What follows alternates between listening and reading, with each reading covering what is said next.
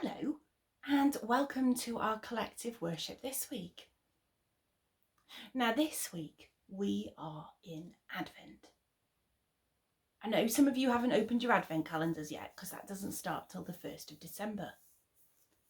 But the church is in Advent. And I thought while we were going through Advent, I would teach you about a Jesse tree. But first of all, how many of you know about your family tree?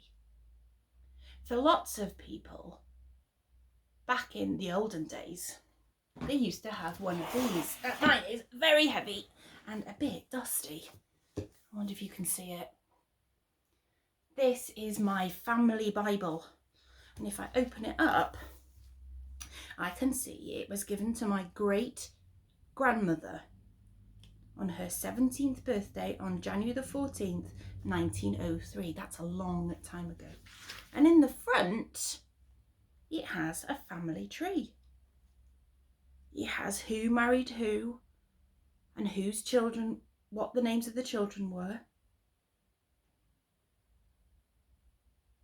And it all just carries on. Now, a Jesse tree is a bit like a family tree. But we're going to have a story, and then we're going to hang some things on the tree to remind us about what we've learnt about. So this is my tree, my white tree that we're going to use as our Jesse tree. Now, in churches a long time ago, they would have Jesse trees carved into their buildings. And our story is about such a thing as that. So let's open the storybook and find the first page.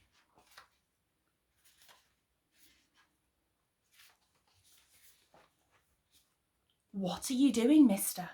The old carpenter frowned. He hated people to watch him work. The big silence of the empty church suited him very well. When he saw the boy standing there, his frown turned into a scowl. What are you doing in here? He growled. I asked first. The old man ran a creased hand over his half-completed woodwork. I'm carving a Jesse tree, if you must know. Now run along out of here. A church isn't for playing in. Is that your name then? Jesse? The carpenter was impatient to get on. Of course not. A Jesse tree is an ancient tradition. 1,000 years ago, every church had a Jesse tree, a stained glass window, or a carved wooden screen. Nowadays, it's a lost art. No, it's not, said the boy. You're doing it. He wore a t-shirt and shorts. A holidaymaker, thought the old man with disgust. Trippers. They came to town, they made a mess, made a nuisance, then they went away again. Small boys on holiday were the worst. Why a tree? Asked the boy. The carpenter breathed out through his teeth. It's a family tree. You've heard of a family tree? Well, a Jesse tree is like that. It shows the ancestors of Jesus Christ from the start of the world until his birth. You've heard of Jesus, I suppose. I've heard of Jesus. Were the sun and the moon his ancestors then? Asked the boy, pointing to the carvings near the base of the tree. Of course not, snapped the old man. Those are symbols. They mark the start of the story, the beginning. I like stories, said the boy. Go and watch TV then. But the boy did not go. He sat down on a pew. Have you forgotten the story? He asked after a moment. Oh, you should know it already, ignorant child. When I was your age, we knew all the stories in the Bible these days. So tell me, said the boy. And there was nothing for it but to tell him the story behind the carving of the sun and the moon. First, there was the idea, complete and perfect, the beginning and the end, and everything in between. God is a craftsman, you see, and a craftsman always plans before he begins work. Then God flexed his fingers and he began. He made light, and with it warmth and beauty, because you can't see beauty in the dark. He took all the makings in his 2 palms, energy, gases, liquid and solids, and when he finished, there was the world. spinning in and out of sunlight, with the moon to light the dark hours. So let's hang our world on there. He put fish in the sea and animals on land, and in the loveliest spot of all he planted a garden. Last of all he made a gardener. He made him out of clay. Prettier than a sloth, not as marvellous as an angel, somewhere between the two. That was Adam, the first man.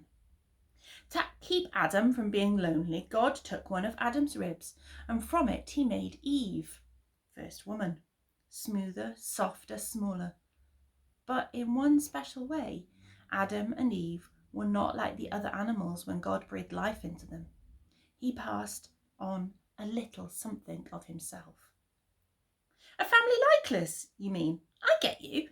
My mum says I look like Grandma, said the boy. But why the sun and the moon? Why didn't you carve Adam and Eve? I told you, boy, these are symbols. They represent the time when God began his great plan. As it happens, Adam and Eve almost ruined everything. But people who will come into this church will look at the sun and the moon and remember how God created the world. And now you're creating it all over again, said the boy. The old man was so angry that his fist tightened around the chisel and he shook. Don't talk wickedness, boy. I don't liken myself to God. That'd be falling into the sin of pride, that would. The boy looked startled. Why? You said it yourself, there's a likeness, a family likeness. It's just that you're using wood, not clay. Go on with the story. I'm not here to tell stories, raged the old man. I'm here to work if I'm left in peace. Is that what Adam and Eve did? Stop God working? You said they nearly ruined everything. What did they do? The old man felt cornered, as if a dog had pinned him against the wall of the great empty church. He looked towards the boy for a mother or a father who might come and call the boy off. No such luck. There is everything here in Paradise Garden that you will ever need, said God to Adam and Eve. Food, shelter, birdsong. Me. Eat everything you want. Strawberries, mangoes, honey, anything. But don't eat from the tree in the middle of the garden, the tree of knowledge. It was a test, you see, a test of their love for God. Suddenly, of course, there was nothing so interesting to Adam and Eve as a tree in the middle of the garden. Why was this one different from the rest? How? Time and again, Adam and Eve were drawn back to stare at that forbidden fruit of the tree of knowledge. Eat, said a voice to Eve. Taste, and then you will know. Why else is it called the tree of knowledge? A beautiful creature with shimmering scales and a forked tongue crept out from among the roots. Then you will know as much as God himself. It was a test, you see, of whether they would put themselves or God first.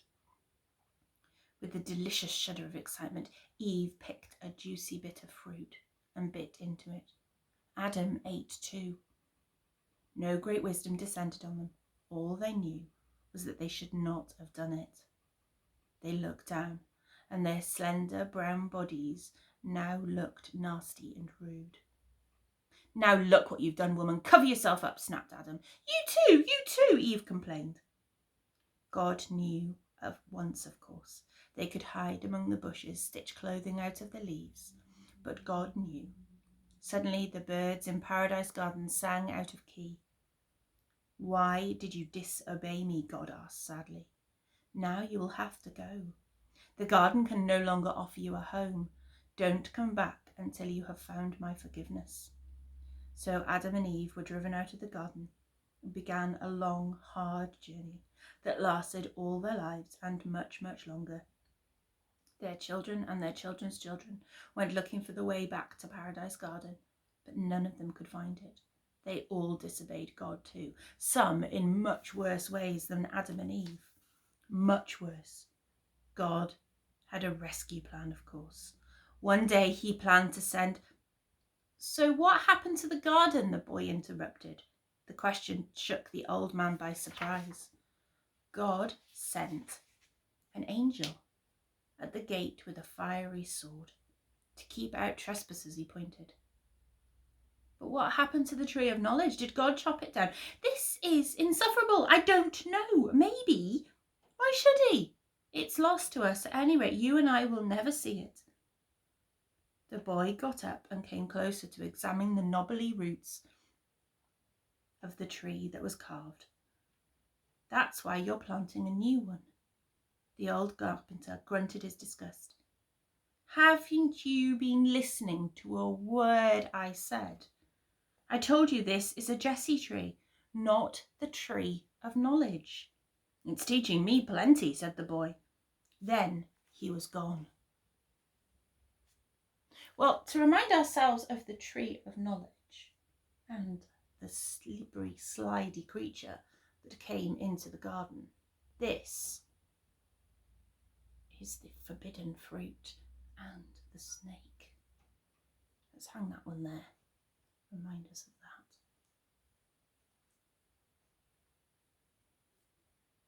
Get it out! Get it out! Startled by the shout, the wet dog standing beside the boy began to bark. The noise rang around the church. What are you thinking about bringing an animal into church? It's raining, said the boy. The dog shook itself and water drops splattered them both. Don't you like dogs? Isn't it bad enough to have Deathwatch Beetle eating away at the roof without having wet dogs too? I like boats, interrupted the boy. The carpenter scowled down at his latest carving. It's not a boat, you ignorant child. It's an ark. It has no funnels. How did it go? It didn't have to go. All it had to do was float. The dog suddenly lay down like a collapsing sandcastle. Its eyes glistened and its ears cocked. Let's put it somewhere where we can see it. Hang it over the... We'll move that one. And we'll hang that one there. There we go. Now 2 of them wanted a story. Too many boys making a nuisance of themselves. I expect that was half the trouble. As the world filled up with sons and granddaughters and great-great-granddaughters of Adam and Eve, it got worse instead of better. In fact, God decided he had been wrong to create the human race at all. The earth crawled with wickedness like the flying ants when they swarm. Noah was different. He was a good man. He kept his tools clean, kept his conscience clear. God liked Noah. Noah, said God, a flood is coming. It will wash away every living thing, wash the earth clean again, but you and your family are my friends. I wish you no harm. Do exactly as I say. Now this was a dry, hot part of the world, a long way from the sea. When Noah's neighbours saw him building a ship, they sniggered and held out their palms, squinted at the sky. What's the ship for, Noah? Expecting rain? Noah's Ark was huge, with 3 decks and a roof over it all. Why so big, Noah? Expecting visitors? Snorted the neighbours and scrawled on the hull with a lump of chalk. When the animals started to come, lions and lynxes and leopards, the neighbours stayed away after that. They were warm-blooded and cold-skinned beasts, furry and feathered, smoothed and scaly. They were crawlers and leapers, grazers and scavengers, wild and tame.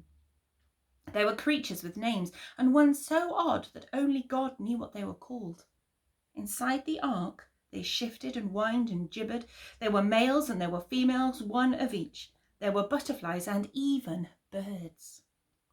Why birds, God wondered Noah. Birds can surely fly into the treetops when the flood comes. When the flood came, there were no treetops. Rain fell from the sky like a waterfall, uprooting trees and boulders and towns. Noah's wife and family went aboard the ark and shut the doors. The darkness inside was warm with animals, sweet with animal breath. Things skittered unseen across the floor. Rain thudded on the roof. The neighbours beat on the hull. Let us in, you! The rivers filled, burst, joined. The distant sea came ashore. The ark grated and rolled, pitched, spun, and was washed away like a coconut carried out to sea. Inside the ark, the animals blinked at Noah. The drumming of the rain wiped out every other sound. The tarry planks kept out the daylight aboard the ark. Day and night were the same colour. The animals slept and woke. The smell was soon as thick as mud. Only after 40 days and 40 nights did the rain stop. But when Noah lifted off the hatches, he saw only sun and sky and water. There were no treetops, not even any mountain tops. Litter floated by, a shoe, a basket, a wooden spoon. The wet ark steamed. The water dimpled. Bubbles rose, a fish jumped, the only sign of life. It was the beginning of the world again. Somewhere in the ark, a blackbird started to sing. Weeks passed. The ark stank. The elephants swayed listlessly from foot to foot. Now surely the flood must be drying up. Fetch me a raven, said Noah. The raven cruised out over the water, its reflection like a black fish, but it found nowhere to land. Next, Noah sent out a dove, but after a while it returned. It had found the world still underwater. 7 days later, Noah sent the dove out again. When it came back, it held in its beak a tiny olive twig. Somewhere an olive tree must be poking its branches through the shining water. Next time Noah loosed the dove, it did not come back. With a grinding shudder, the ark ran aground on a mountain top. The animals growled and bellowed, squealed and chattered and spat. Noah's daughter-in-law stroked her round stomach. Her baby would be born on dry land after all. New life in a new world. The water and the sky and the breeze and the light whispered, never again. There was no dog with the boy when he came the next day. There was a little boy instead. You mean there are more of you? Said the old man with a despairing sigh. He was lost. I said I'd show him the way back to the caravan park. He turned to the smaller boy. There's the Jessie tree I told you about. There's the sun and the moon. There's the boat, and now he's doing a horse. It's not a horse, it's a camel, snapped the carpenter. Did it get left behind by Noah? Is it wading? No, it's got no legs. It's sitting down, resting in the desert. It stands for, it's a symbol for Abraham. Was Abraham a camel then? The old man scowled, such a scowl that both boys ought to have melted then and there, but they didn't. Sit down, the boy advised his friend. He's going to tell us the story of Abraham now. Abraham was a nomad. He didn't belong anywhere. His tent was like the ark floating on the flood. One day here, another day there. When the goats and sheep had eaten all the grass in one place, Abraham and his wife Sarah moved on. They didn't mind. God was good to them. The only regret they had was a lack of a son. Year after year they'd longed for a child. Too many years. Now Sarah was too old. It seemed that when Abraham and Sarah died, their tent and sheep and camels would pass on to strangers. Yes, go on, said the boy. Why did you stop? I never meant to start, said the old man gruffly, polishing his chisel on the tail of his shirt. But he went on even so. Then one day, 3 figures walked out of the low light. The heat made their shapes waver. Sarah was inside the tent preparing food, but Abraham beckoned to them. Come, eat, drink, rest, strangers. You are a hospitable man, Abraham. May your son bring you great joy, children do. We have no children, said Abraham. My wife, Sarah, will have a son, the stranger interrupted. And that son will be the father of many sons.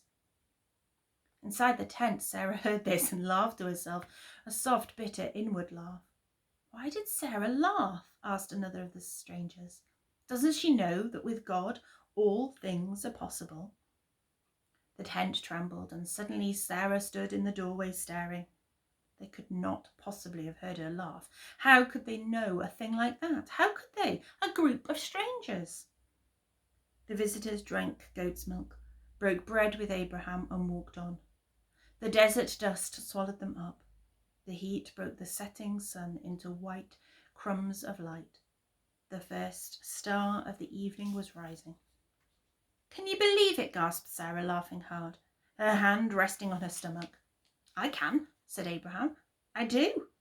I've told you before how God spoke to me once years ago and said, 'Abraham, your descendants will be as numberless as the stars in the sky.' I should not have needed three strangers to tell me. I should have known. God always keeps his promises." And Abraham is one of Jesus' ancestors, right? And that's why you're carving his camel on the Jesse tree. Correct. So Jesus was going to be one of Abraham's many, many, many, countless, as the stars descendants, right? Said the boy. Yes, yes. The old man tossed his head irritably, as if these things were too complicated for the boys to understand. The brightest one. Yes, yes, the brightest one. Can a working man get no peace these days? And so we'll hang Abraham's stars on the tree to remind us of all those generations of people who are linked back to Abraham. And that's the end of our collective worship for today. Have a look at the next video, and that'll show you where we go from Abraham.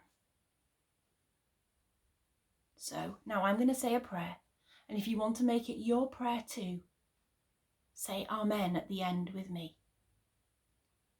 Dear God, thank you for families, for big ones, for small ones, for complicated ones. We thank you that we have all these stories to show us how Jesus is linked back to the beginning of time. Help us to listen and learn and to remember. Amen. See you next time. Bye.